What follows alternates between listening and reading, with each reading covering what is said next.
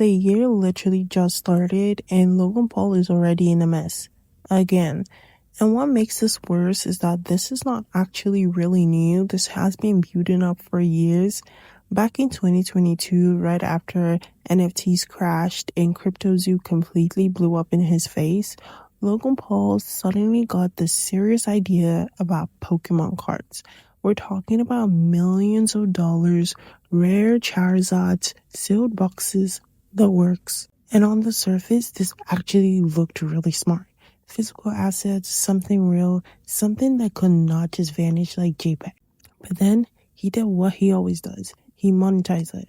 This is where liquid marketplace comes in. Liquid Marketplace uses tokens as a way to buy, sell, and trade ownership of a physical item on blockchain. These specific tokens issue smart contracts, which represent co-ownership in the underlying asset. Tokenization is what allows us to fractionalize and digitize the ownership of physical assets. We authenticate the asset and appraise it. The appraisal price is how we determine the number of tokens the asset will be split into. The idea was simple. You do not need millions of dollars to own a rare collectibles anymore. You could just buy a fraction of them. Pokémon cards, NBA memorables, even NFTs again, all tokenized on the blockchain. And Logan Paul was not just promoting this. He said he co-owned it. People trusted that because at the time, his reputation was still cleaner than it is now. The biggest selling point, his PSA 10 Pikachu Illustrator card. The most expensive Pokemon card in the world.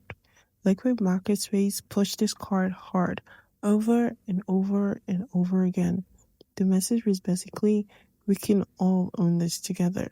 Fast forward 3.5 years later, and Logan Paul suddenly announced he's selling the same card for over $5 million.